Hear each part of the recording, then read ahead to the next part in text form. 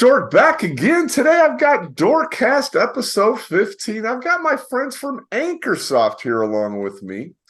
Joining me for the ride today is going to be Christian Eckler. And Christian, it looks like you're a senior software engineer there. Here's Christian's profile. Feel free to screenshot this, reach out to Christian. You're open to having more contacts on LinkedIn. Is that right, Christian? Yes, that's right. And thanks for having me. It's a pleasure, buddy. I can't wait to talk a little bit more. And we also have Sia Eckler. And Sia, I see Hi. you're the business director and client support manager. I love that. So that means you're not just a salesperson trying to hook me. Absolutely. You actually know the product from a detailed level. So I really liked that and wanted to make sure I got both of those in there. Again, Sia, you're open to having new contacts on LinkedIn, right? Sure, absolutely. That's the Hit me. beautiful thing. There's no limit to how many friends in the world we can have, and I love that. So their website, because I know you're a savvy audience, you've got 2, 3, maybe 10 monitors going at one time, because I know you're multitasking while you're listening to the Qlik Dork and my friends. Feel free to go out and hit their site. It's called ancoreSoft. And from that name, Anchor, and the fact that they simplify your treasure hunts, and they want to help you get your whole crew on board. See, I'm assuming honestly that this is pirate-based software. Like you created a company to get software for pirates to track their treasure. I love it. That's why I had you on. That's what you do, right? Yes. Absolutely. Yeah. We want to help our users find their treasures, There's so much treasure within data, within business data. And, that's why we love Qlik. That's why we need Qlik. And there are always some gaps to fill, and that's where we come in. Oh my goodness. So wait a second. This is for business users who are trying to find the treasure and data, not just pirates. Yes, business I gotta pirates. fire my guy who wrote my notes for me. That was an awful intro. Then I apologize. I apologize. Business pirates. And how did you get started doing this? Well, it actually started out very early on, before my time, I have to say. It's back in the 90s when Qlik came into this world, and Christian and his co-founder back then, they met on conferences where Qlik was presented, and they both were totally on board with it right from the start. And that's where the green hearts started to beat. I love And it people that never bleed stopped. green, gray, and white. That's for sure. Totally, yeah. And yeah, I met them about a decade ago already. That's so 9 years ago. And then we started this journey together with creating some tools to even enhance it a little bit more and to make the hunt even easier. Very cool. And when you're talking about tools, you're not talking about like telescopes and planks. What kind of tools do you have to show us? We have a few. We have a toolbox kind of. So we have tools that help you with mapping data, visualizing the data on map, on spatial visualizations. Okay. Also, tools that help you report your data, bring your insights from one point to several points from there. Share it with everyone in your company.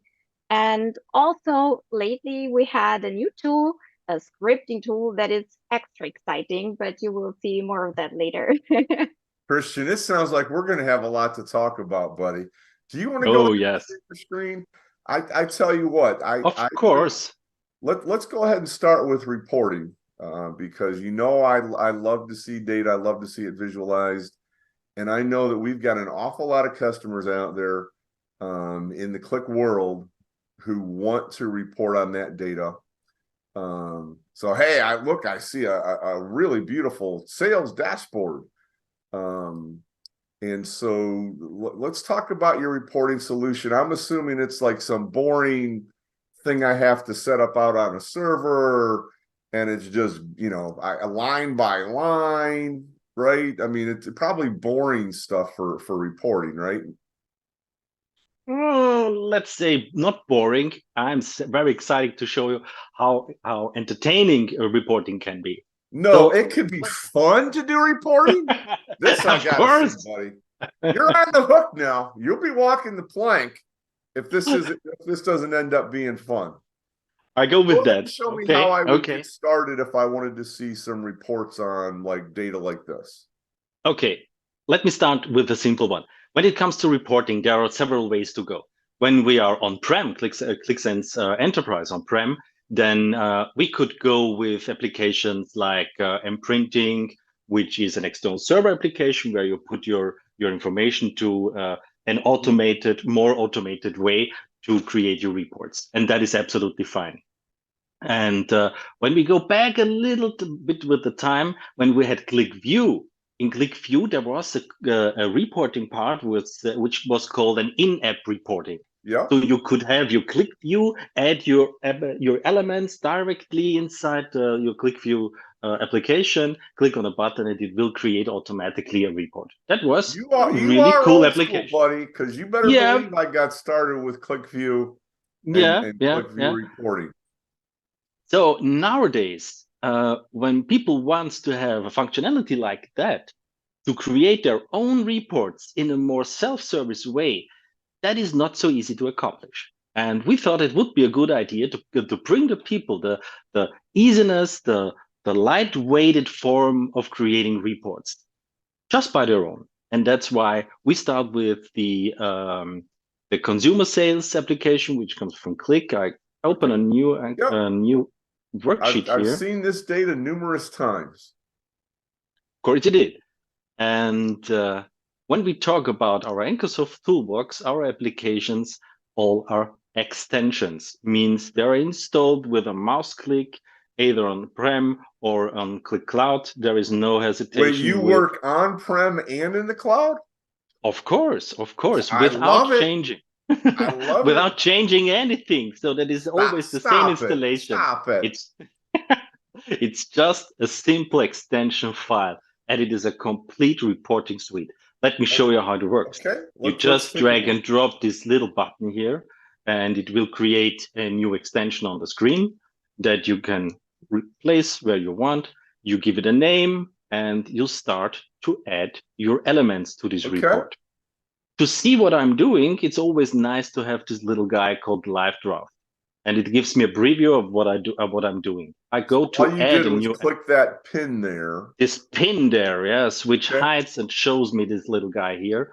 All right. Then I add an element. So that makes it kind of WYSIWYG then. Mm-hmm. And this element asks me, what do you want to show to you guys? Is it an object like a KPI or any kind of visualization? Do you want to add a pivot table or any kind of table? Or do you want to maybe create some TOC, some table of content? I start with a simple one with an object, with a Qlik object, and I'm going to select this Qlik object. When I click this button, it gives me a preview of my sheet. In that case, the sheet I'm in right now. I'm switch over to the KPI dashboard we have seen very first. And I see all my KPIs and visualizations I have on this KPI dashboard. I'm going to click the left first one, this donut one, and just click apply. So he will add this to my report and showing me on my upper left. It is in the same size as it was in my dashboard.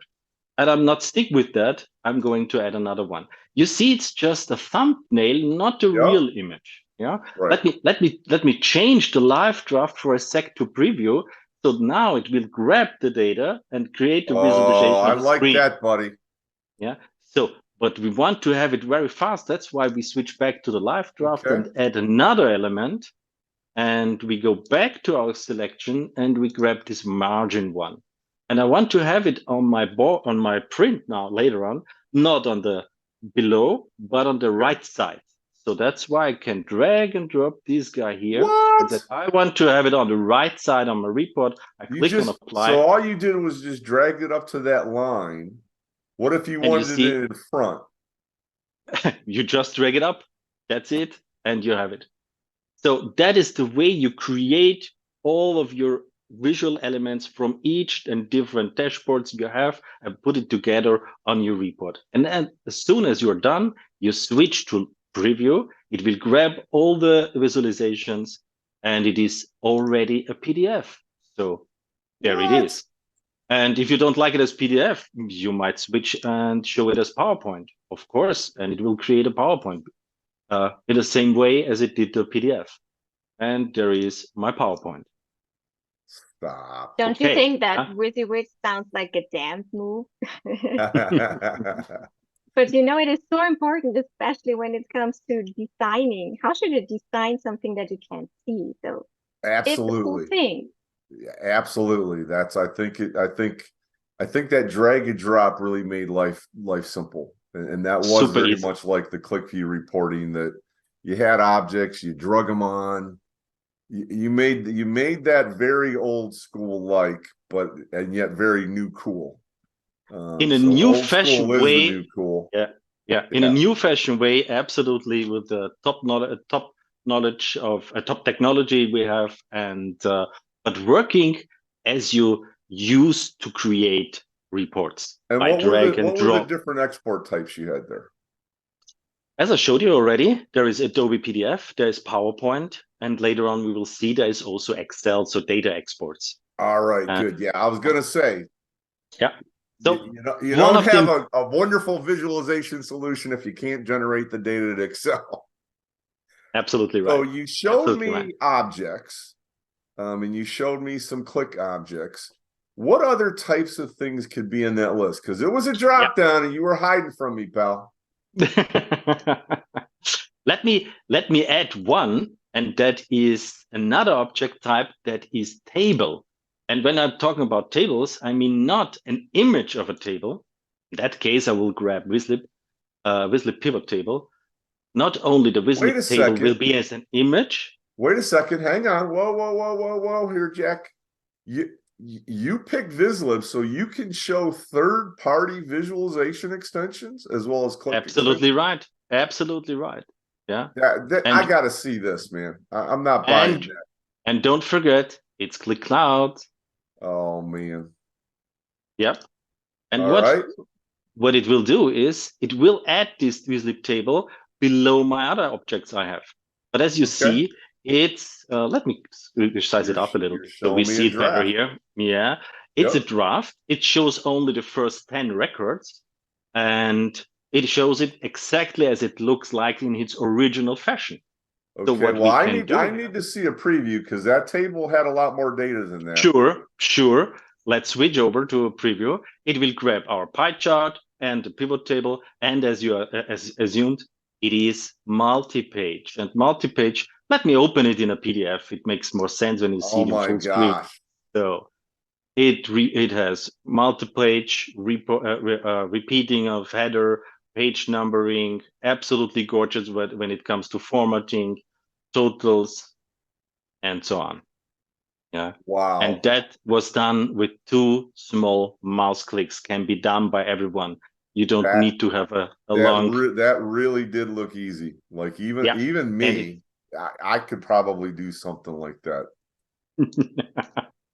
You can. Definitely. But you see the Wizlib table is from the width, is only the width as it has in its original in the original dashboard where it was. Right. And if you like to have it wider or change the Wizlib table, we could easily jump over, go to this Wizlib table where it is located. It is here. And when I'm going to the live draft back, and when I'm going to size it up like full width here, it will also be full width in my destination. So it is always a reflection of the original, if I like so. If it could even change the size if I want to in the report, but by default, it's automatically as you see it on your screen. And that means... All right, I tell you what, since it's Wizlib and they have some really nice coloring, I double dog dare you to try to change the color in the Wizlib table, and I know you're just going to show me the gray and the red. You see that is called Wizlib View templates, and you can change them, and we could change that from this dark gray to this dark blue. So the original change, that means automatically it also changed here in our report. No additional work necessary. That's so convenient that I can just take my preview window to whichever dashboard I'm opening.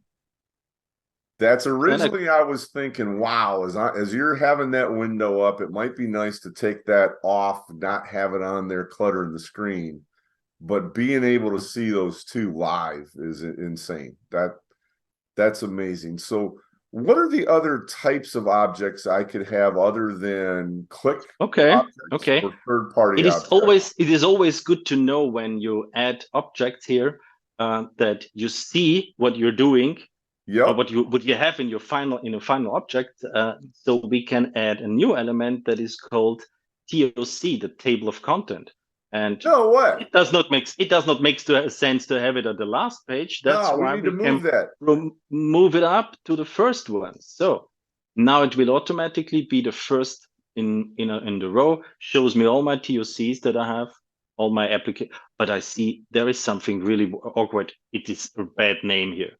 So what we can do is just to change the name here in the element caption, and we call it regions. Oopsie. Gotcha. So you're able to, you get the object's title, whatever it was titled by the developer or the designer, but you can override that to but here's our budget, or here's, you know, our plan or whatever. Cool. Correct. Okay. Yeah. So then we have our pie chart, our KPI, our regions table that goes for multiple pages. Yep. And as you ask for another sheet or another object, there is one that is called sheet. So instead of grabbing each and every visualization, put it on my report, I also could go and add a complete sheet full on my screen. No way! And that means we have on page 3 in that case all the objects directly and visible, and we don't need to make it each visualization with the other one. And that is really great because it's so simple and so easy.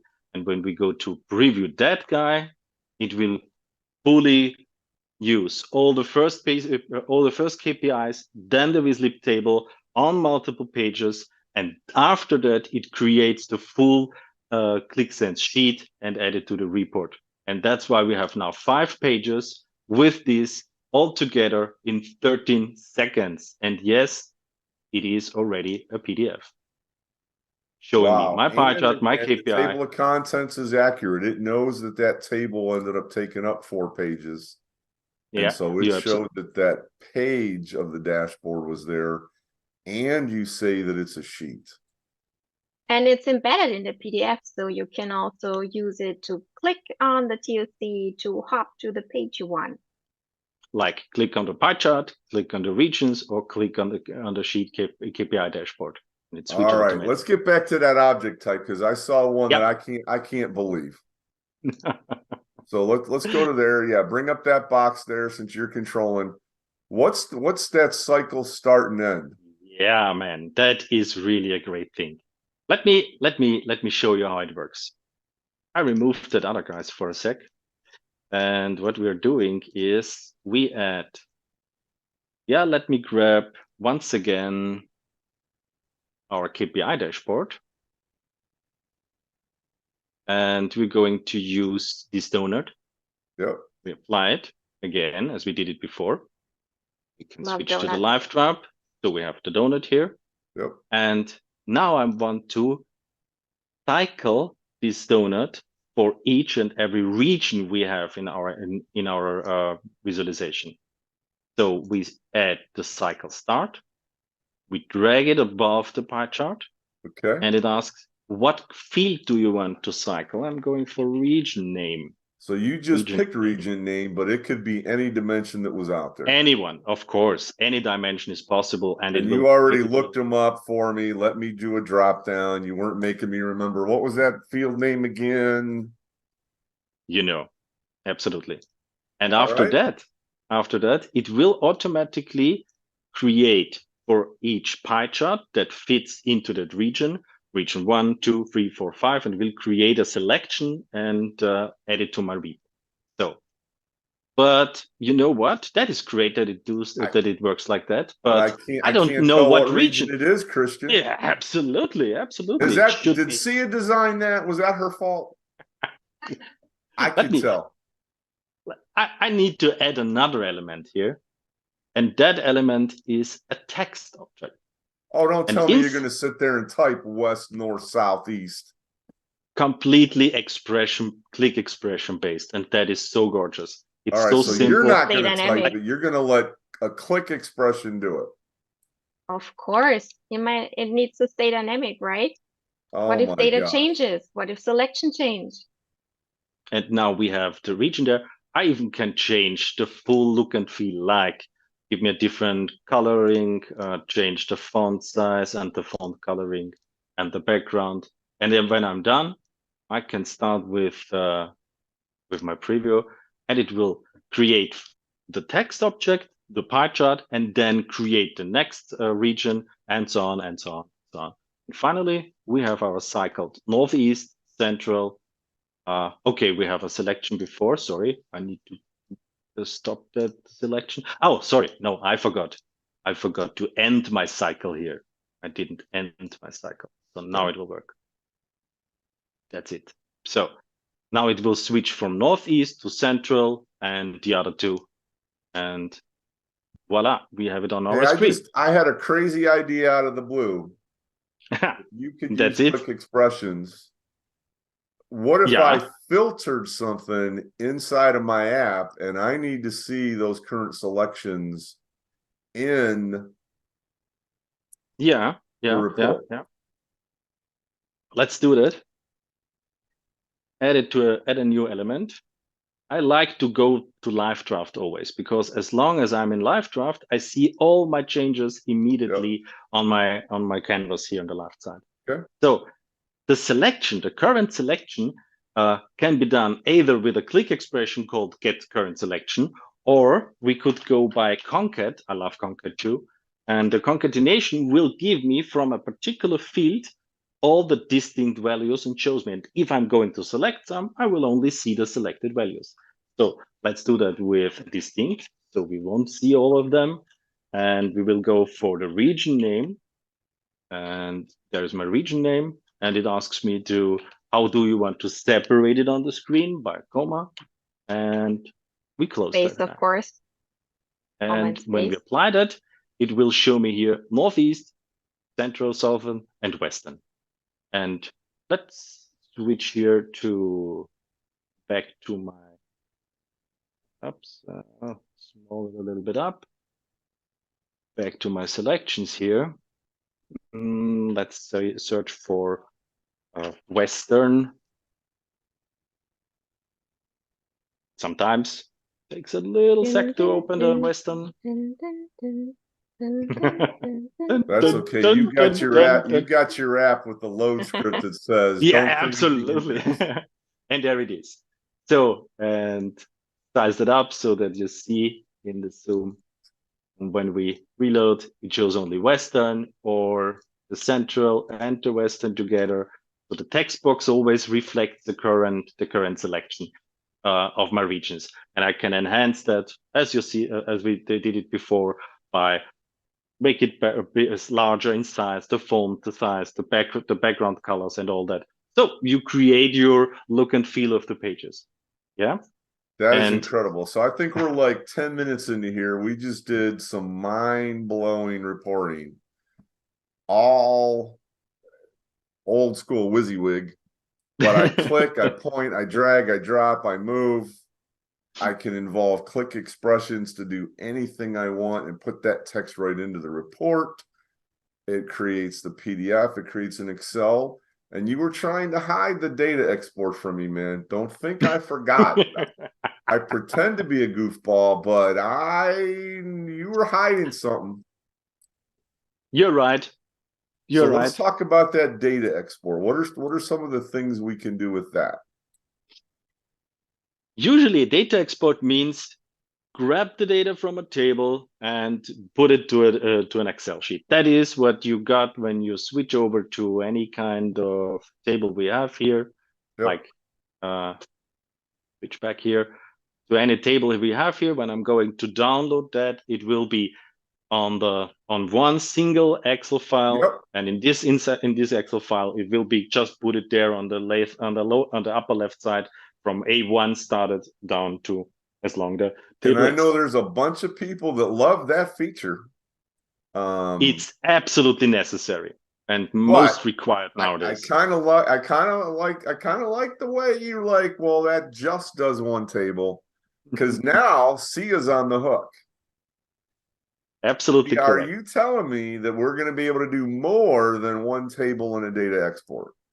Let's see. Let's switch from Adobe PowerPoint to data exports. Yep. Add a new element. In that case, it would also be a table. Yeah, I could grab this one here on the right side, the sales rep table here, and we apply it to our report. But instead of putting it in our preview where we see the data of it, we don't need that in that case. We switch over to data export. We enable the data export for this table. We can switch between Excel and CSV, but we just focus on Excel right now. I could change the file name, the worksheet title. Let's type in the worksheet title sales. And instead of putting it in the A1 destination cell, we go a little bit down. So we started A3. Okay. And we could even give it a range name. That is a very good one. And we come the sales reps. The Excel nerds will know what that is. Yes, it gives me later an easier way to refer to this table. I just built Qlik Application Automation. Hint. The other day that generated data in Excel, and it used a table alias. Absolutely. Yeah. And so there's my data. That means that when you work with the Excel sheet later on, you have not only the A1 as a reference, but there's also the sales reps, and that will automatically focus on that. And that is absolutely gorgeous when it comes to functionalities like insert a new like this one, and it asks for select data. We go by sales rep, and boom, nothing happens because I mistyped it. Did I? Select data. You call it sales rep or sales rep with S? Yeah, with an S. Without S, it won't work. And it has automatically grabbed the correct data out from the Excel. From that table that we created. From that table. You're right. Yeah. So you have seen Sia probably thought of that little nicety of making it a table, didn't you, Sia? Yeah. Yeah, that's I figured. So that would be if you have only one table and no more. I don't. I've got boring. Multiple tables. So, but we got multiple tables. Absolutely. Yeah, I got multiple tables, man. Yeah. I got it. So we have a second one, and let me grab again this Wizlib table we had before. So it is also working with Wizlib tables and formatted tables and pivot tables. That is also very important. And yeah, didn't I mention the correct one? New select Wizlib. There it is. Yeah. Okay. And yeah, I clicked it, but okay. This one is it. Yeah, there's a second one. Yeah. Okay. And the same as before, enable data export. And we can even put it on the same worksheet title. So also on sales, but instead on A3, we have to shift it a little bit on the right side because it would not fit on the same. Let me open that again. So we can put it on the same sheet, on the same worksheet, but not on A3, but we started on F3 if we like to. That makes sense. F3, worksheet sales, and that's it. And we start another execution. Okay. So I can execute that even while I'm in the edit sheet. I don't have to get out of edit sheet and go do anything. And we have both of the tables on the same worksheet and the same name. Absolutely gorgeous and simple formatted. With the color formatting that was in the Wizlib pivot table. Absolutely correct. Absolutely correct. This is almost better. This is almost better than going on a pirate ship. But even pirates would love that. Although Mike Capone, if we could do the next Qlik World on a pirate ship, I'd be happy about that too. Oh, awesome. That would be great. Now, how about templates? Templates? Oh, that is the main reason why you may switch over to give it the same sales name on the worksheet and put all that together on one side, because we might have a template to fill in with that table. And that is exactly I'm guessing templates is like the next version. Like, you guys don't work with templates now. That's absolutely right. But this version is already available for you guys. The next version is now. All right. Yes.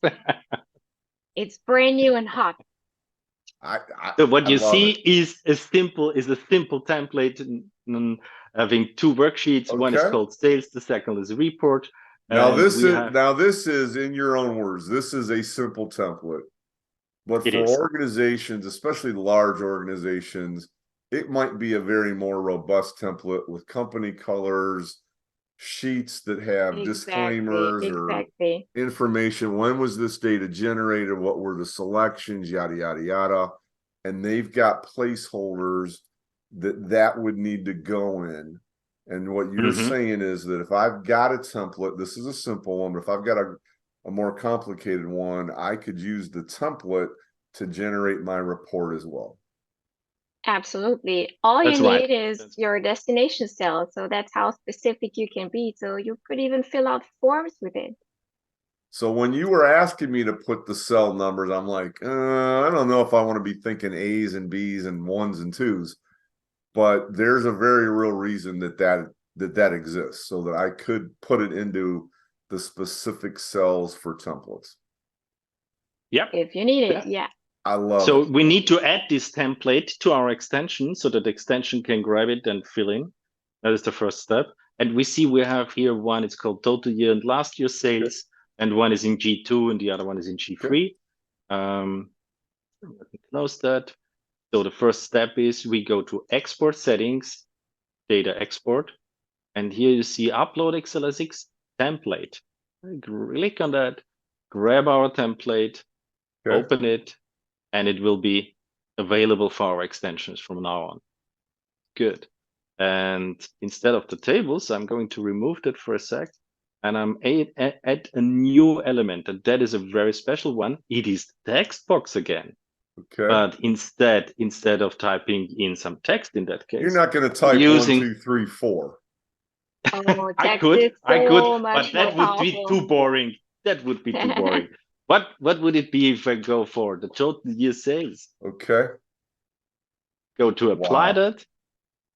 And I like that blue coloring. You've got a master item, and the Qlik Dork is all about master items. You have seen that it was a master. Yeah. And we can use it. I caught that out of the corner of my eye. And great. You can use it in an extension. You use master items in an extension. And that is absolutely gorgeous. Okay. And again, enable the data export for this one. Go to the sales sheet. And the destination cell is G2, as we said before. Yep. And that's it. Execute the draft.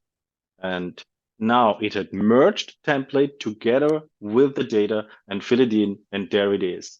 And it is, of course, a real number. That means you can work with these numbers. Yep. Yeah. And they could use the tool that always gets the numbers right. They could generate to Excel and then go fudge it a little bit, right? Exactly. And for someone who knows his way around expressions, there's absolutely no limit when it comes to making it fancy and dynamic.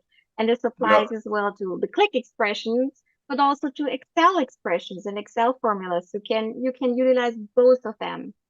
And if that was a template, there'd be a thing with already pre-calculated variance between G2 and G3, and that is pretty incredible.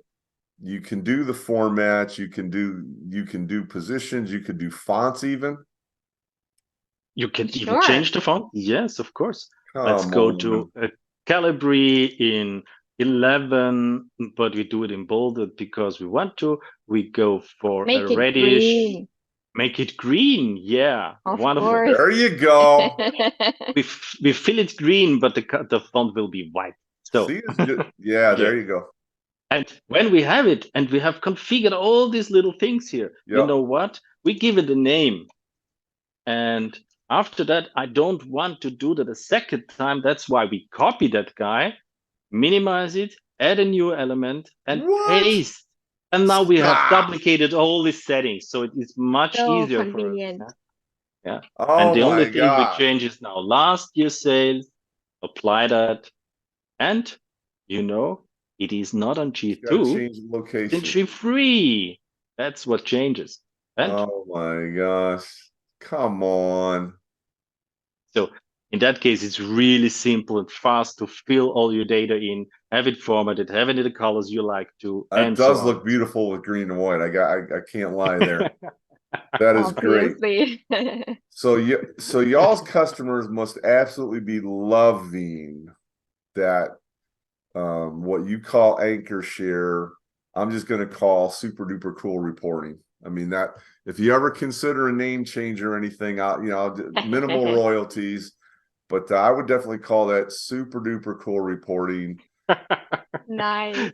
let me go with that. It is super duper cool reporting.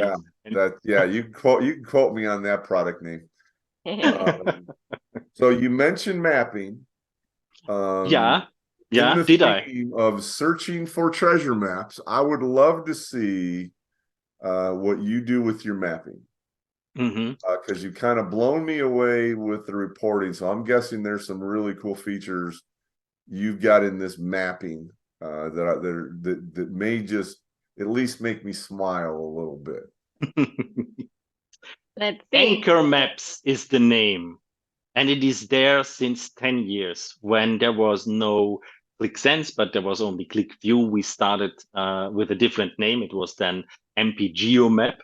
Okay. And in QlikView, there were, I think, something like 3 mapping application, geospatial mapping application, and one of them was MPGeoMap. And we had really cool customers, big enterprises, from farmer to industries, and all of them loved the product because it was the fastest geospatial analytics application inside from QlikView.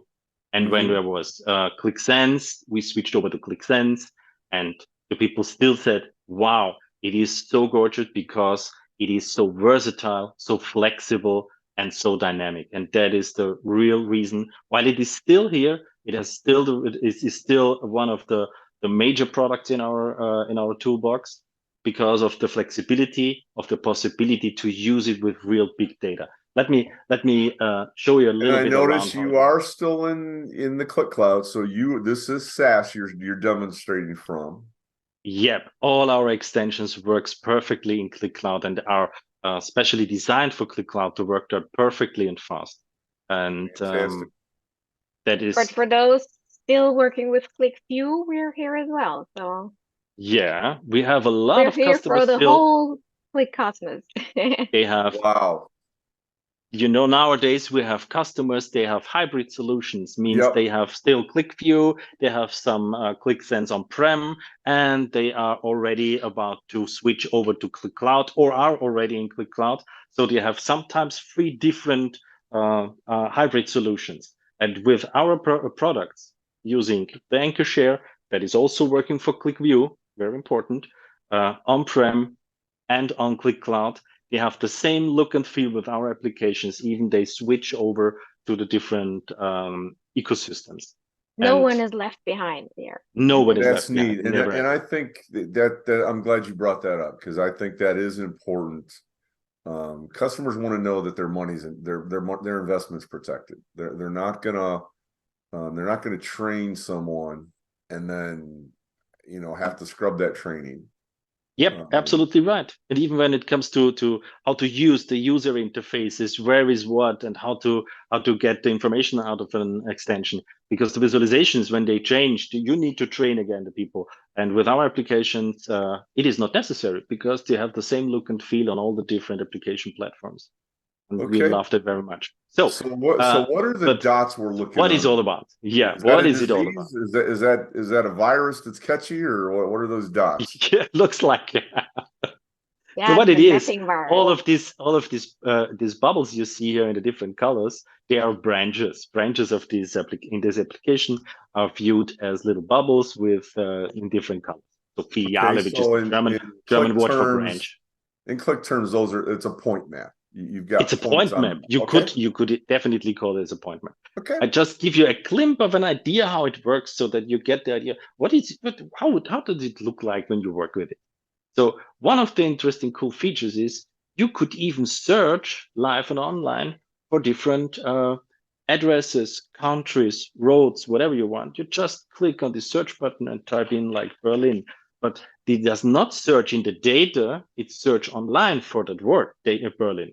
Even if I'm going for a road name, and I'm going for Berlin, Germany, and when I'm clicking it, it knows exactly the coordinate and goes to the center of Berlin. Okay, and I think you said that really fast, Christian. But I think what I heard was you're searching live, not just in your data. So this isn't the Qlik search, which is incredibly cool to begin with. It's going beyond even just searching within the Qlik data to searching online. So you were doing like a Google search to find something. You got the location, and somehow you were able to get like this KML map around there. Absolutely right. So the data search was online. The result is a coordinate, and it searches for the coordinate and put the coordinate in the center. This little pointer shows me that is the center of Berlin. I make it easier to read. I'm going to disable for a second the background map, the Google Maps, so that we see better what's going on behind. That's and you crazy. See this red line. Now, how come that's not just like a circle? Yeah, the reason for it is that this shows me the travel time in minutes from the value Berlin. So the Berlin is here in the center.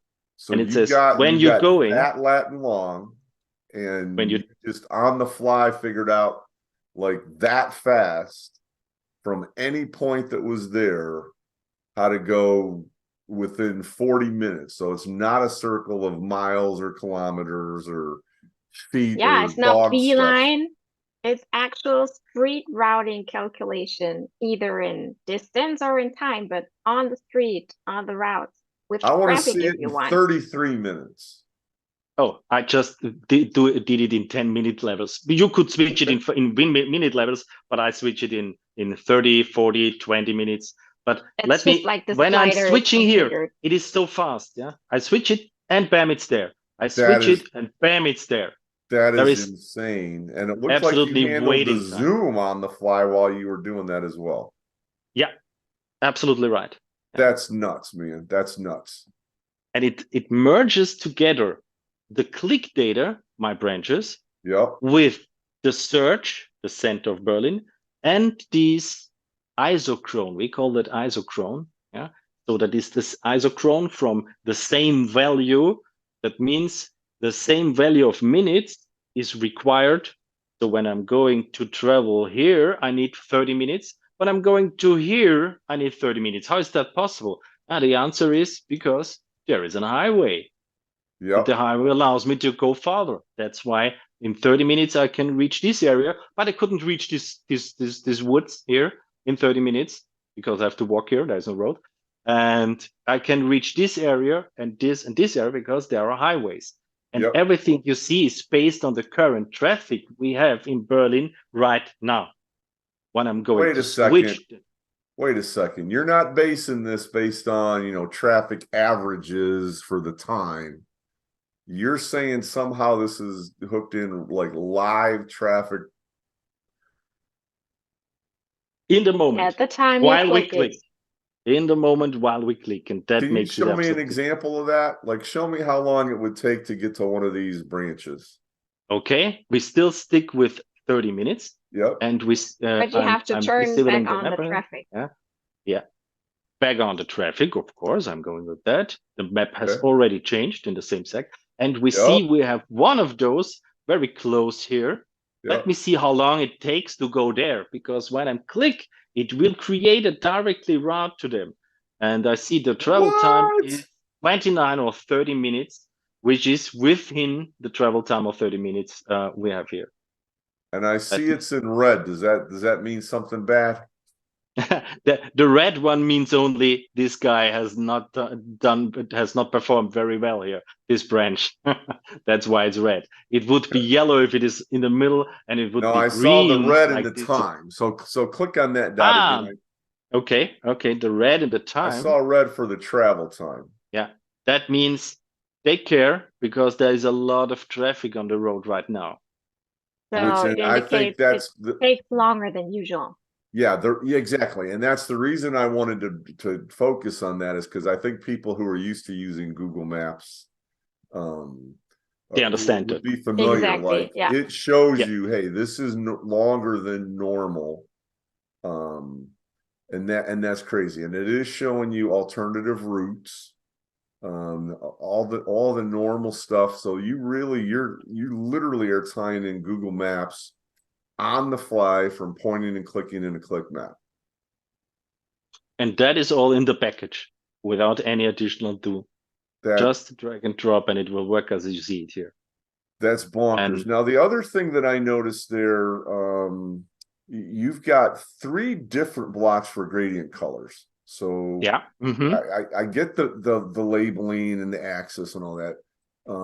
But typically I just see, hey, I've got a left and I got a right side, and I get one color gradient. Somehow you have 3 different sections. Which is in the kind of a gradient from red to orange, from orange to yellow, from yellow to green. Yeah, that's right. How did you get 3 different ones as opposed to just red to green?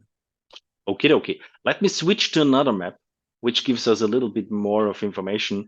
And when we go to change that, I need to duplicate, because that is a published sheet. Okay, I'm duplicating that so that I can show you around the configuration of the system. Okay. And what we see is in the legend, there is shown 3 different ones. We were coloring those branches based on sales. Yep. So let me open my data layer, and we go for the branches in that case. And you see there is our so-called classes and legends. There is the setting of all these colors. And when I'm clicking it, we are in a Qlik expression dialog. And that is one of the beauty. Wait a second now. That looks like a pretty complicated expression there, pal. That's not like a one line look up a field number. No, because what is all this that we're actually looking at? Yeah, Anchor Maps is using a let me say a syntax which is called JSON, and this JSON syntax is very descriptive. So it means there is a name which defines the parameter, and there is a value on the right side. So active, so the legend is active. Yes, 1 is yes. The legend is docked. Yes, it's 1. Where is it docked? It's docked on the right side or on the left side. Okay. The opacity of the legend, the currency symbol, the header font weight. So what we accomplished with this is we can use any functionality in a really complicated, not as in a simple way, sorry, not a complicated, in a really simple way, what you cannot accomplish with only a small menu on the right side, because that would overfill it. That's why we decided to go in the Qlik expression, number 1. So number 2. For those who are not familiar with JSON, it is industry standard, tons of documents online. And what it does offer you is that ability, rather than having 1,000 properties, that you would be property, and sending absolutely. And there's all the power in it, because in every single line, you have access to your whole Qlik expression power. This opens up so much possibility. And let me tell you a very quick story. I remember a few years back, we even developed a wizard. So it was replacing this JSON dialog with a classical user interface, where, as you just said, You click on the settings, you have drop downs and fields you click, and you know, the classical user interface menus, and people didn't use it. They all went back to going to those JSON dialogues, because if you get a hang of it, and you get it quickly, believe me, it's so much easier, it's so much quicker, and it's so much more powerful. Absolutely. Absolutely Now, right, Celia. this is compliant with the Qlik expression editor. So It if I is the wanted Qlik a expression. variable color, you would evaluate the variable's color inside of the JSON. Now, for those who are familiar with it, they're like, wow, I can't wait to get my hands on this. I love JSON. It's my middle name. But for those who are new, I could see a little bit of deer in headlights look, a little bit of fear, like, do you guys offer any type of training or anything to help people with this? Yeah, absolutely. We have absolutely training for all our tools, for all levels of where you come in. If you're a total beginner up to expert level professional training, we offer all that, and we top it with digital credential badges, just like Qlik has them themselves, from issued by Credly. So Wow. everything is here. So those who are, especially Qlik consultants, love getting those badges. Everybody's got to have the badges. More another badge hunt, bling than anybody else. So you even offer that for them, so they could take those badges, and present it in their social medias. Yes. Nice. All right, so let's get your back question to, was, you showed me 3 different distinct color gradients, which I loved. Rather than just going from red to green, you got to choose other color palettes. How did you make it 3? What in this JSON makes it 3? Each of these colors you have seen, they are defined in so-called classes. Okay. And these classes are named here. And the color is defined by the even gradient color class. Let's scroll down a little bit, and there is the even gradient color class. And you see it says show the layer caption over. Yes, it will so. What is the caption? It's sales. Okie dokie. And now we see the values: red, orange, yellow, and green. And we can just, by going to add another line with a new color, we can change or add a fifth color value, which is then divided by the gradients. Okay. I can use either the name of it, so typing in blue. Okay. Or if you like to, we can also use. What is the red, orange, yellow, green, blue? Are those HTML just standardized colors that are out there? Exactly. Yeah, the default HTML color names. What if I wanted Qlik gray or Qlik blue? Qlik blue. So sure. then you should go with an hex maybe. Yeah. So that is the hex coloring for Azure Blue. Look at that! You just know the Qlik color palette off the top of your head. I love that. And if you go for I have to have a file. I've got a file on my desktop that's a text file that has all my Qlik RGB colors, hex colors, and so no matter where I'm using it, I can set it has already created another gradient just like that. And there so if you're watching and you're like, why the focus on this? I think it's super powerful that I could get distinct ranges of colors, because if I was just going from red to green, I would miss oranges. It wouldn't show me oranges at all. You know what? That is one of the important things, because these classes define the look and not only the look and feel, but there is also logic behind. And one of these logics we love the most is the so-called quantile. Quantile can be explained in a simple word. A quantile is like a dividing line that splits the data into equal pieces automatically. So, and it is the number of parts can be defined. So the first thing the important thing is it's defined in percentage.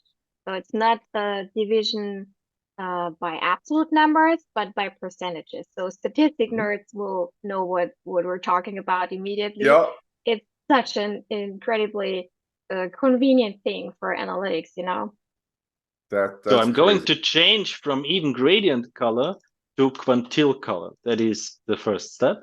And then I'm going to search for the quantile color, which is coming up, and I'm scrolling down a little bit. There's fixed range, and there is my quantile color. And what I can do is see, we have divided it by red, orange, yellow, green. So the same as before. When I'm going to apply that, you will see that will switch. And now we have fixed red, orange, yellow, and green automatically. And I see, these are my green ones, the lowest ones, and these the red ones in that case, or the highest ones, sorry, and the lowest ones, the red ones. And so when I'm going to... I'm sorry, just for the non-statistic nerds here. So in that case, we divided it into 4 parts. So which means the full is 100%. So divided by 4, it's 25%, meaning 25%, the lowest 25% are red, the best 25% are green, and then you have the other 25 in between in orange and yellow. You got it. That is really cool. And that, again, the JSON looks complex to people. But if you're watching, notice how simple that was. Those classes are set up. So you're not taking that template they gave you and erasing it and losing it. You simply said, I want this class or I want that class. And you can make modifications within the classes if you wanted to. I'm assuming if I wanted to create a Dork class, I would just copy your quadrant or your quartile, call it Dork class, and then I could have, my own personal Dork color palette, and use it whenever I wanted, right? Yep, absolutely. That's exactly absolutely how it right. goes, Yeah. That is the result of the legend we see here right now. It's not only the coloring, that is also a classification. That means those are inside that. When I leave my mouse, I see we have 212 branches that are inside that class. And when I'm going to double click on that guy, it is selecting automatically all of those. So now we have a drill down. The drill down shows me only 212 of these, and they are now separated also in quantile. So that was the first 25%, my top branches. And these are the top 25 from my top. If I'm going to double click on them, I see only the top 25 to 25. And I can do that again and again and again. And it will stop when I have my all best runner branches in my system. So that legend then isn't even just drill down on quantile. This is all interactive. Yeah, full interactive. Everything you see, of course. Everything you see is interactive and selectable, and so much more. And we only focused right now on the markers, on the point layer, and but the markers can be presented in different ways, not only in points. So there is also the possibility that we go for maybe clustered markers. So we put them together and see it. Oh, okay. In this area, we have 62 and there are 2. And you see there's a tooltip. And when I leave the mouse there, we see there are 3 customers inside. And we see what customers there are. And we see the sales amount. Once again, we could double click and selecting and all that stuff. And there is another There's another one. It's called heat map. So the same presentation, but in a heat map. And that shows me that in a more colorful way, so that I see, okay, the hot spots, hot from red, these are my hot spots. This map is very intuitive when it comes to where is my business going on. But it has a caveat, and that is you need to take care when I'm zooming out or zooming in. So then these will change, because that is based on the density on the screen. Proximity depends on the zoom level, of course. Of course. That's why we added another one that is also a clustering that does not depend on the zoom level, and What? that is yeah, and that is called hexagon cluster. Okay. So each of these hexagons you see is created just right now. So that is not a prepared map, but they are generated while we change from markers to hexagon cluster. When we change that, it automatically creates that. And the coloring is once again the coloring of the quantile in that case, or in that case here, you see it for the branches. So if I What's zoom happening here? in, those hexagon in the hexagon cluster are going to stay the same colors. They will stay the same color, but they get bigger in size on my view. Yep. Yeah? Okay. When I'm leaving my mouse on one of them, I see there is only one customer here. Yep. There is 21 customers here, customer and so there. on. But you need to understand the size of each of these clusters. Without the size, you don't know what's going on. Is that 5 miles? Is it 100 miles? What is it? 10 kilometers? By the way, here is the slider. That means it's 30 kilometers. And I'm going to zip that up for 50. Now each of these clusters is 50 kilometers in width. And now I understand much better. Oh, okay. That means here we have 58 customers in the range of 58 kilometers. Yeah. Or 50 kilometers, yeah. Yeah, in that case it's kilometers, but it could be switched to miles to kilometers. That is only one of the many flags we have in the system. So it's really simple to do it. That is crazy cool. That's, if you like mapping, like the Dork likes mapping, this is kind of game changing for what you might want to present. Now, and for all of you guys, sorry, for all of you guys that are maybe a little bit frightened, that JSON dialog and all that, is that really so complicated to use it?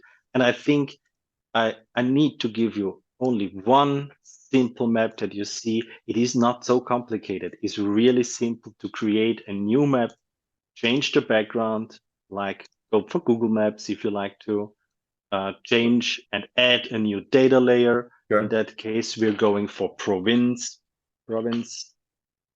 Okay. The system says, what do you want to see? I want to see an area layer. Okay. Is that area layer? Yeah. Okay.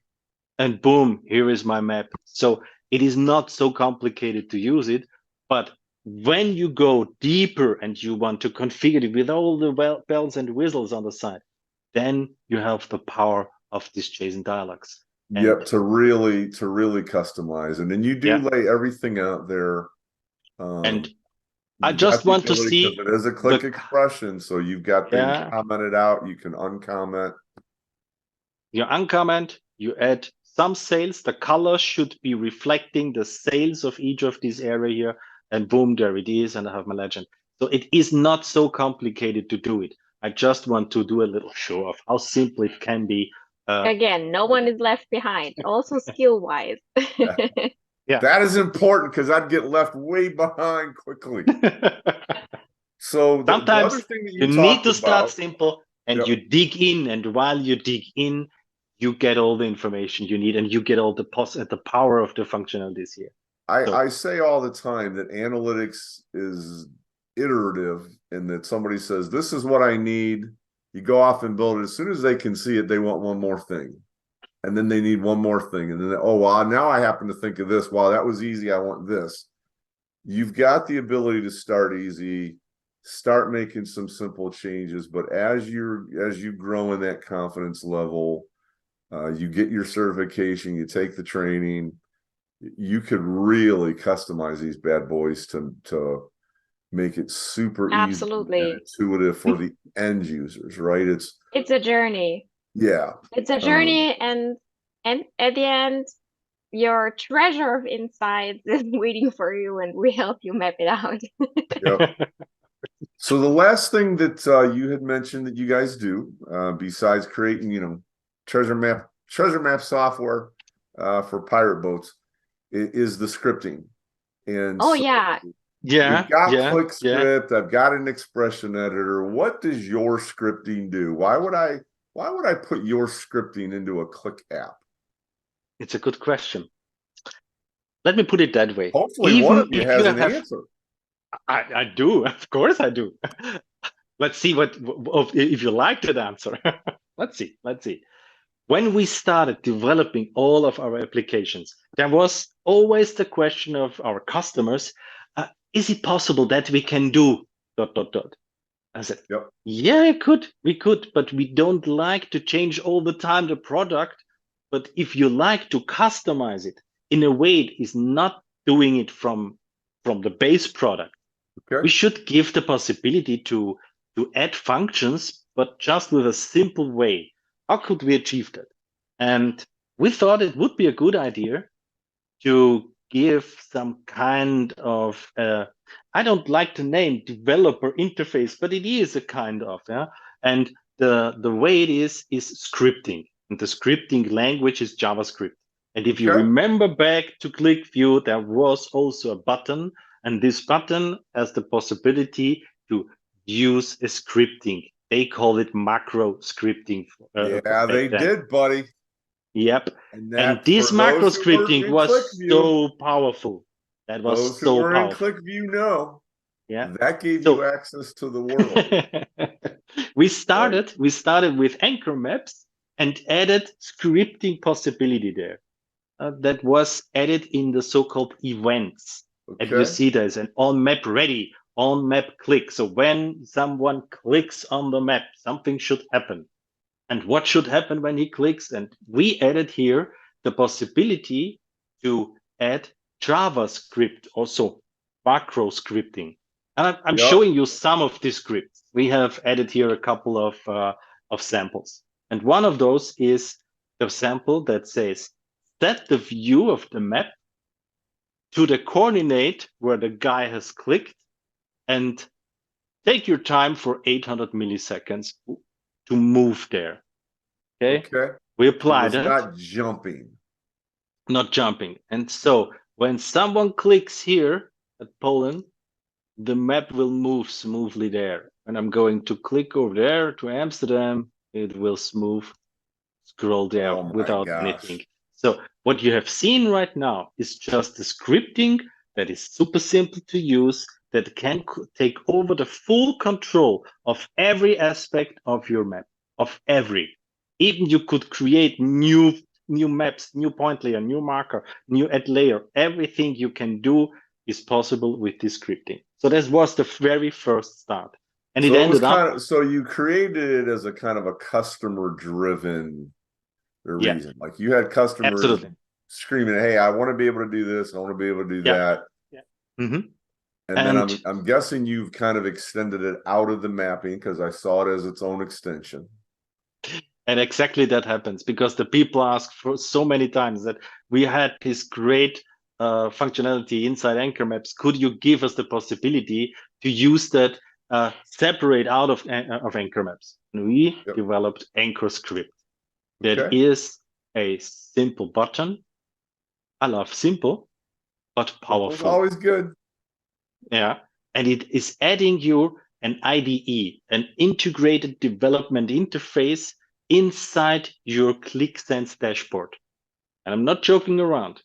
That means when you click here, it opens you a kind of a developer interface. And that gives you the full power of all the functions you have inside your Qlik Sense. All the Qlik Sense capability APIs can be used. You got a user interface that we also provide here. And you have something what we call an auto completion so that it makes it simple to use the system here. And finally, we have a syntax checking so that you see if my code is wrong or right. Of course, it is a kind of development you need to do, but let me show you a little bit around here. Now, when you say that there's some development to do, again, I can imagine that there's people watching this saying, "Holy cow, I don't write JavaScript." Yeah. One of the things I've said in so many videos talking about Qlik Sense, particularly, is it's an open box. There is no boundaries because we have built everything on APIs, and people, I don't know that. you could throw a rock out of your window if you're not, you know, on a quiet street like I am, and hit somebody who knows JavaScript and is probably looking for a job. Yeah. It's different than Qlik scripting, but literally they're everywhere. So it would be easy to hire someone. It is easy to get training online through any number of online trainings. And what it looks like, what you've done, is you've given it the ability, because I see awful times on Qlik Playground, which is where you find other visual extensions that anybody around the world has built, right? Those are great. I see things a lot of times where it's, I wanted this, but I needed a little bit of other functionality. It's not really visual. It's action-oriented, event-oriented type functionality. And what you've given them the ability to do now is handle that action right inside of their app, rather than building 1,000 custom extensions that they got to worry about deploying everywhere. Bravo. Nailed it. Yeah. Well, that was a lucky guess. No, that was not a guess. Yeah, you're smart enough to know that exactly that is the way to go. Qlik has enhanced their own visualizations in the last couple of years, and they are great and versatile. And this is not another visualization. This is on top of the visualization, a functionality that can do jobs that cannot be done with visualizations, but with interaction of the user. And I'm going to show you right away what I mean with that. What you see here on the screen is a so-called alert function that gives the user feedback. Hello, something is asking you, I want to ask you something or tell you something. And this is the text it will show later on. And here is a little button called F8, run. And when I click on it, it will show me the content. Welcome to AncoreScript. Take control over Qlik Sense application. And so that is what happens. A little modal window pop-up in old-fashioned terms. Exactly the kind of things we could do with macros in QlikView. Let me delete it, and I'm just give you a little glimpse of an idea what it means to work with this interface. The first one is I want to see, I want to evaluate a. That's why I type evaluate, and you see we have a list of functions that shows me, hey, you want to evaluate something? I have the word evaluate. I've found here. And you actually spelled it wrong, but it knew what it should. It doesn't care for that, because I always mistype. That is one of my biggest advantages. Oh my gosh! For somebody who mistypes things so much like me, that's genius.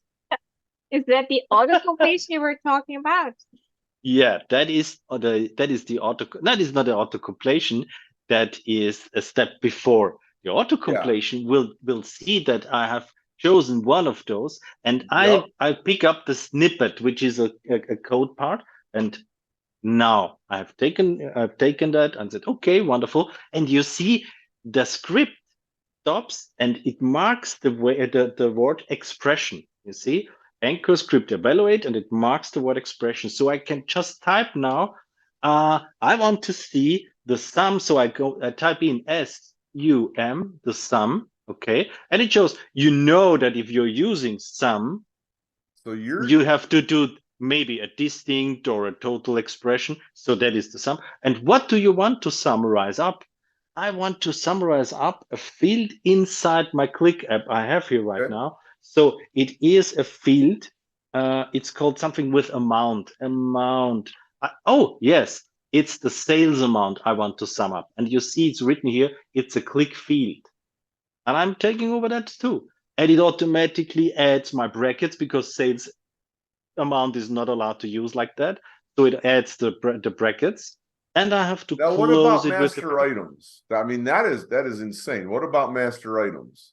Of course, master items can be used. Everything can be used. But before we go that, look what we do here. We run that little guy, and it shows me the sum of sales amount in my alert window. That's why I said it's not so hardcore development as you might expect It is more a simplification of development because you have so many helpers on the left and right side of you that watch for you, like a syntax check.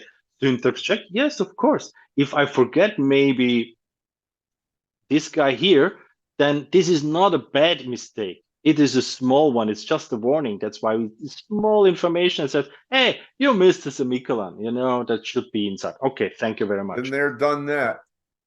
I'm going to use that. But and when I mistype instead of a semicolon, I put a comma. I could. Then it would say, do you know that that is wrong? That could not be done. No, you should use here semicolon. And if you've missed the parenthesis, it says, hey, really? I expect the parenthesis closing. Okay, let me close it. So that is what we have inserted as syntax checking, auto completion, and all the information you might need from your Qlik app will be presented just by typing. Dork misspelling correction. And misspelling. Very bad for a developer guy. Yeah, Sia's like, I type everything right the first time. Yeah. Coders know you misspell all the time. And that's crazy because usually there are things that'll catch it. As you start typing, it'll take that as the prefix and go find others. Being able to find those words even with missed letters is insane. That lets you concentrate or focus on the important things. Yeah, and you're not. What is it again? I need to go to help. What I want to do, I want to show the user a window, and the window should have some information inside. Okay, window. Oh, there is a window. Okay, and now it has prepared for you the code for the window. And again, it is the JSON we had already. And this JSON, the descriptive information says it will create a window. The window will have a head with the name caption, but this is our Qlik Dork session. Oh yeah. And it's movable. That's what captions should look like all the time. that is movable. Is centered. It has the width and the height of 40 pixels. And inside it shows me an HTML box, and that can be filled with the time, with now. Let's see if that is wrong or right. There it is. It is a window that can be shown around, and it shows me the time. And as before, we just go there and change the content here by sum of amount. And we're good to go. And now we have the sum of amount in our window. So that is the way to add information to the system and to create your own scripts. It is simple to use, but you have to learn a little bit JavaScript. That's correct. But if now, you what know we've been looking at is kind of just these pop-up windows. What other types of things? Is this more robust than just a little pop-up window? Yeah, it is. You know what? When we go that way, we should see a simple template scripts we have provided for you. And that is here on the lower left, template scripts. And you see we have provided you a lot of additional scripts that are already prepared, and you can copy and paste the code, and you see how it works and get knowledge about it. Let me start. New templates are added all the time, so of course, it doesn't stop there. Of course. So like now, don't skip over the automations and the templates thing so quick. With Qlik Application Automation especially, it was the same kind of concept. It could do the world, but help me just get started. And so with our templates, what we do is we give you the base components, and you just go back and then change a few things. So show me how one of your templates would work. Okay. Let's go with a simple one. We call that the metric, the sheet navigator.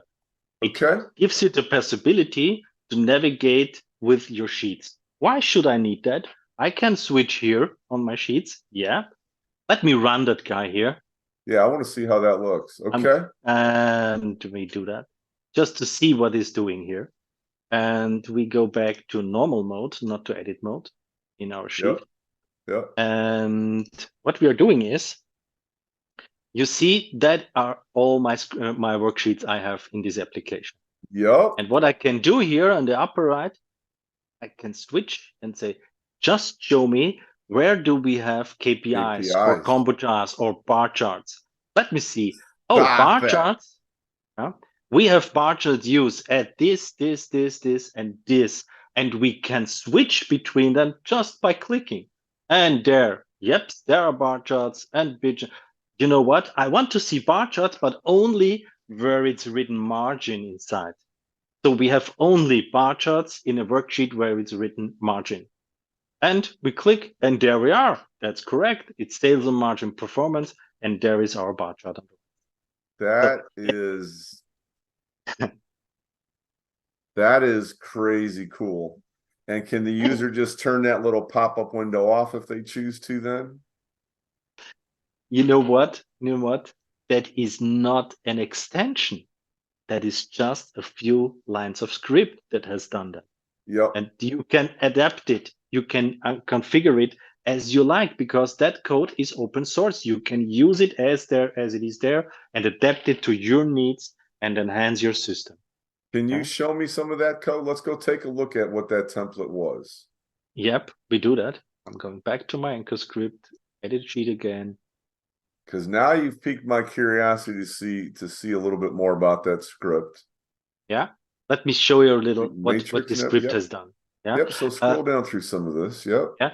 I copied that, and we will use it not here in the template, but we can use it when someone clicks on the button. So we remove the code right now here, and we paste it here. So now, I can copy your template the same as that we could do. Cool. Now it is part of my click event from the My Script button. Okay. Now I zoom out a little. Show me how it got the list of sheets and objects and everything. Okay. I'm going to minimize this guy here, this guy. So we see now separated all the functions. There is a function. It's called Get Sense Object Type List. And here is the so-called refresh matrix. Get Sense Object Type List. Okay. I open that guy and it says, there is a function. That really is a cool development interface. I like that. There is one function. It's called Enigma model. The Enigma model is from Qlik. It's a Qlik function. It's a Qlik application function. And inside the Qlik application, got your environment configured to actually call our JavaScript APIs. Absolutely. All that.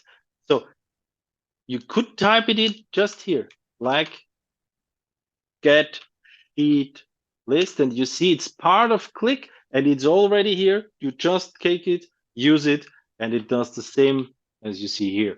It getting all the sheets you have in your app. Yep. And then it provides it for you. And we put all the sheet name and the title and the ID in a variable called app object sheets. That is what this is the whole magic.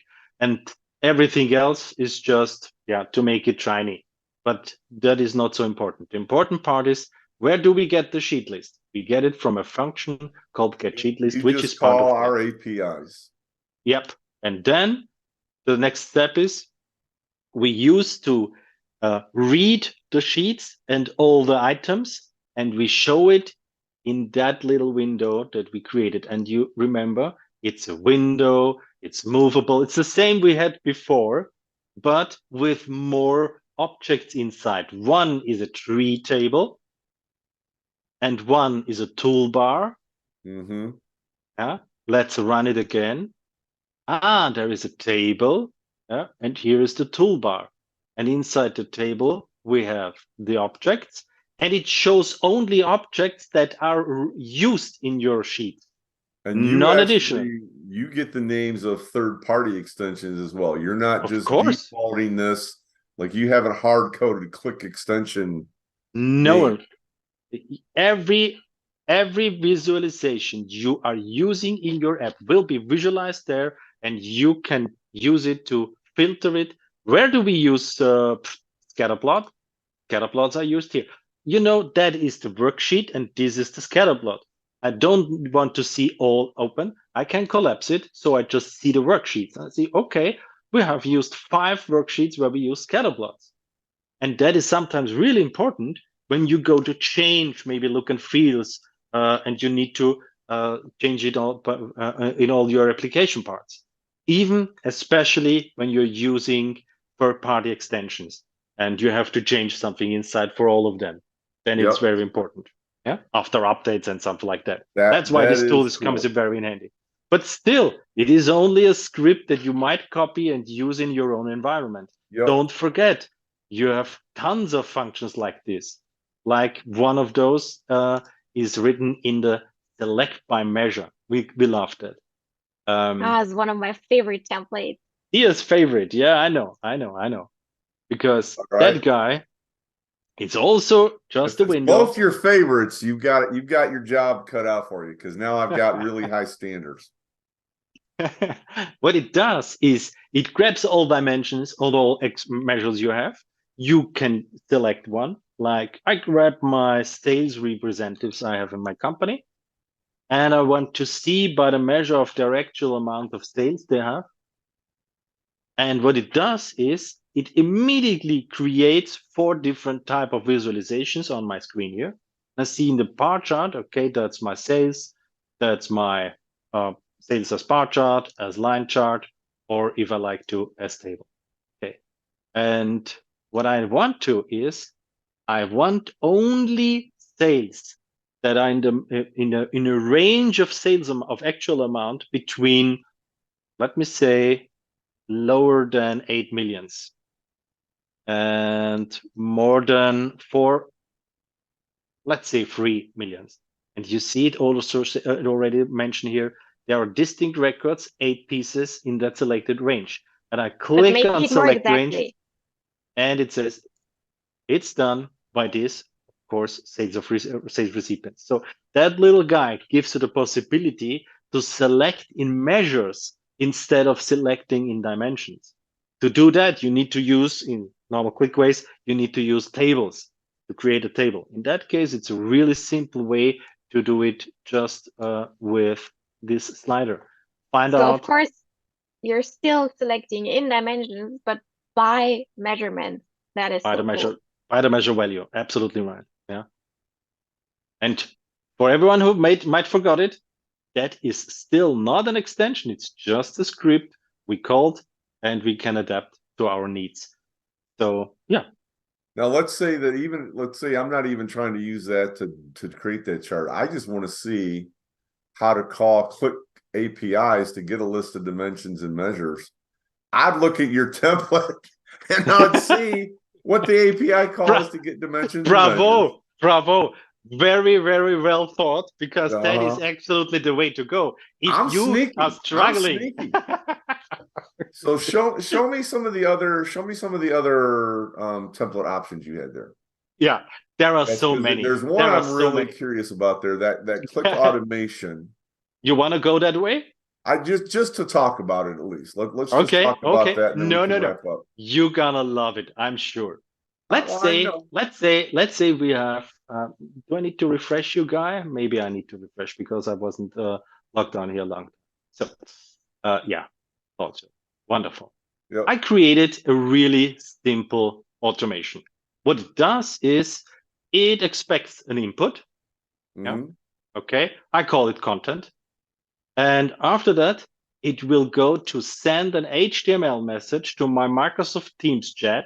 Okay. That sends over these content into a special channel. Yeah, I provide. Sounds reasonable. Sounds like a beautiful super simple for Qlik Application Automation. Get information, send it to Teams. Boom. Yep. That's it. Okie dokie. And let's go to the start. And we see I switched the mode to triggered. Okay. So that means I could open it by using a post call, or just calling the URL from your browser. When you call it from your browser, it would pop up a dialog. I don't want that. I just want to use it as this little guy here. This is my URL. Okay, let's switch back to our dashboard here. Let's go to Qlik event. We delete that because we grab our Qlik automation, execute Qlik automation by URL. Okay. This is the whole script. I copy that script back again in my Qlik event, paste it here, And now it's my code. I can do with it what I want. And it asks you for two information. One is the URL and one is the execution token. Let's go back to the automation. Here's the URL. Here's the URL. There, yep. I copy that, paste it here. You see it does some wrapping here because I have activated my wrap. I can activate and deactivate the wrap. So I see what's on the right side. I don't need to go that far on the right side. So I activate my wrap. Okay. Yeah, I want to see the wrap. And I go back to my automation and it says, here is your execution token. Just copy it right again. To you. Yep. Copy, go back and insert here. So what does this guy do? It evaluates here again. And we remember, we can use any Qlik expression. In that case, it says, get the current selection you have in your system. And when you have the current selection, execute the automation. That is the automation we call then later on. Right. We don't need that. Minimize it. And it will do a information that is in bold. That is the text, HTML tag for bold. And it does a BR, which means a break. And then it's adding the content. Remember, that was the requirement here. We need to pass the input. Any input parameters have to be passed if you make them required. Correctissimo. So I prepared you here a little interface that is our Qlik Sense Automation channel that presents all the information we have here. Wonderful. Going back to that. And we're done here. Yeah.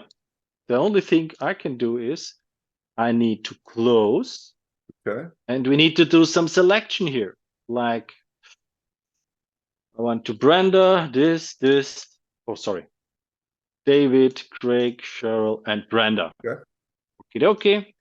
And as soon as I'm clicking on it, it will show I have queued your automation request. I have done it. There we go. Says rep, and there is my current selection. That is a very simple way to express what it can do. You understand that could be anything else. Whatever you want, you grab it from your current user context session, and you use it in all of your Qlik automation. That is a real game changer. I think so. That is that is a real game changer. I see how you waited for me to force you to show me the one that I love. Because you know how much the best comes at last. That really is insane. And again, putting the cherry on happy you love it. Happy you love it. That really is crazy. And again, I fully understand that some of you watching may not understand JSON. Some of you may not understand JavaScript. Again, you could throw a rock out a window and find somebody to hire who does have those skills. But more importantly, you've created these templates where it's pretty plug and play, which is just like our automations. Here's a template. Really you've got to change this, set that. The code is kind of obvious what it is you change. You've kind of done something super simple there.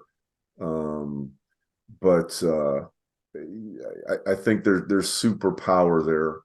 What if I wanted to do something crazy like take an image or a chart off the screen and send that to teams? Absolutely. Haven't prepared it right now here. Let's just talk. I mean, I'm just throwing that out there as a crazy case, right? Like, hey, you've made reporting super simple. Now, how do I send it to teams? Absolutely. Let me put it that way. All you've seen today, the reporting, the mapping, the scripting, the exporting, all these extensions work perfectly together using that scripts, and they are all prepared to use scripts and to use that script that we have finally prepared right now can be used also in our anchor share button. And then it will grab the images, the PDFs, the Excel. And instead of showing it on your screen, it will send it to your automation. And from your automation, you can use it in any way. And that is very important to know. Yeah. That is, yeah. That's, I think, some of the things that you showed, hey, we can pop up a window. Popping up the window that had some of the other information was incredibly cool. But yeah, I think you can do anything. Having the scripting right there, you guys basically have an extension that is a development environment already that knows how to get everything out of Qlik. It's already linked in with that, but it can do anything else that JavaScript would be able to do. You could call anything else through that, and you've provided that open interface to the world right there in one extension that's a development environment. Yeah. It boggles my mind that you handle minor spellings. That's incredible. Absolutely. If you are a Qlik, I heard a little rumor. I heard a little rumor that even some Qlik guys love it because when they develop new functionalities, they develop new extensions, instead of developing a full extension, they just want to try some codes, how it works. And if it works perfectly in their environment, instead of doing a new extension, they just went over here and used our application because it is so simple and usable, and give the possibility to just do a simple click. Yes, that works perfect. And grab that code and use it in their extension. So it is a helper also for extension developer. Yeah, that's exactly what I wanted to say. If you are a Qlik developer, you will want to get your hands on it. Play around with it. I can imagine that. I'm gonna go ahead and share my screen again. I have to stop mine one? Yeah, okay. No, I'm good. I could take control. Again, for those of you who are watching and now you're blown away, you forgot to grab the web page first, like I shared. There, Christian and Sia are easy to get a hold of. Just go out to ancoreSoft.com. Super duper easy to get to. I'm going to stop sharing my screen so that we can just wrap up. Christian and Sia, thank you so much for your time. Oh, thank you for having us. It's so exciting. It was a pleasure. It was a pleasure and an honor to have the possibility and the opportunities to present here. And thank you so much. Don't let my goofiness fool you. I was aware of what ancoreSoft did. I demonstrated a very, very small sliver just to get people's appetites wet at Qlik World. But appreciate your giving me so much of your time, because I know you're busy taking care of customers, looking at prospects and trying to help people keep growing and what treasure maps they could find in the world, pirate or otherwise, with their data.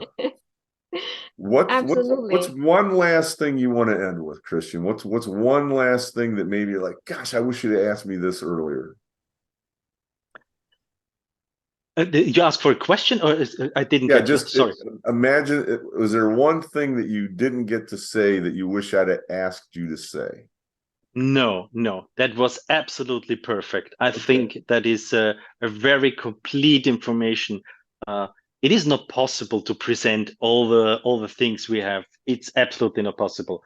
10 years of development, more than 8,000 users outside with hundreds of customers in big enterprise companies. Like Vodafone and Novartis and so many more in so many different industries. So we couldn't cover everything today, but I think the people have to understand that versatile is the major key here. To be flexible as the companies and our customers require it, and that is That's, I love it. How about you, Sia? What's one last thing you'd like to say to people watching this Dork Cast? Yeah, if it comes to quality, stability of the product, service and support, we are rock solid. And if it comes to your super complex use cases out there, we are as flexible as jelly. So we can do everything in between. Jelly meets rocks. I like it. Yeah. There's an image for you. Well, I appreciate your time. For everybody watching, I appreciate your watching, especially if you're at the end of this. You've seen an awful lot. And if you're here, it's because you, like me, realize how incredibly powerful what ancoreSoft offers is. As always, I hope that you have a great day.